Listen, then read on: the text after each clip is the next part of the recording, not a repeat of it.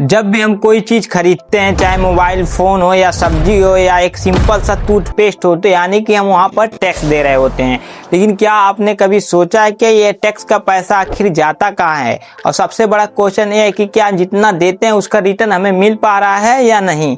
तो दोस्तों, आज की वीडियो हम इसी के बारे में बात करने वाले हैं कि आपका दिया हुआ टैक्स किधर जाता है। तो दोस्तों, वीडियो में आगे बढ़ने से पहले आप ये जान लीजिए टैक्स कितने प्रकार के होते हैं। इंडिया में टैक्स दो प्रकार के होते हैं, एक होता है डायरेक्ट टैक्स, एक होता है इनडायरेक्ट टैक्स। भारत में 144 करोड़ लोग रहते हैं, लेकिन टैक्स सिर्फ 6 से 7 करोड़ लोग ही देते हैं, यानी कि 4 से 5% पॉपुलेशन पूरे देश को चला रही है। पेट्रोल डीजल का आधा पैसा ही टैक्स होता है, यानी कि अगर आप 100 रुपए का पेट्रोल खरीद रहे हैं तो 40 से 50 रुपए आप वहां पर टैक्स दे रहे हैं। जीएसटी 5%, 12%, 18% और 28% की कैटेगरी के हिसाब से टूथपेस्ट पर लगभग 18% का जीएसटी, मोबाइल फोन पर 12% का जीएसटी और रेस्टोरेंट पे 5% का जीएसटी।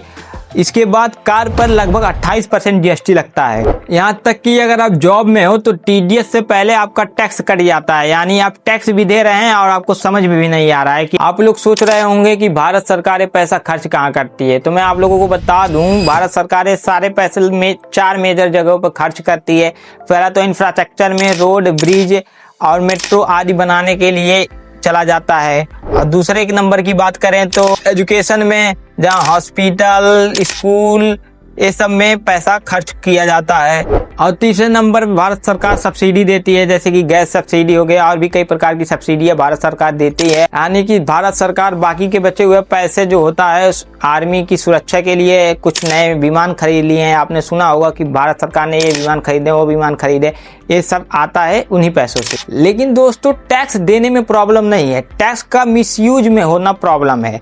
यानी कि जहां पर एक रोड 10 करोड़ में बन सकता है, वहीं टेंडर 30 करोड़ का पास हो जाता है। इसी तरह कई प्रकार के स्कैम इंडिया में होते हैं, जिससे ये टैक्स वेस्ट जाता है हम लोगों का, इसका सही से इस्तेमाल नहीं किया जा सकता। दोस्तों, सोचने वाली बात यह है कि क्या जो टैक्स दे रहे हैं उसका रिटर्न हमें मिल रहा है।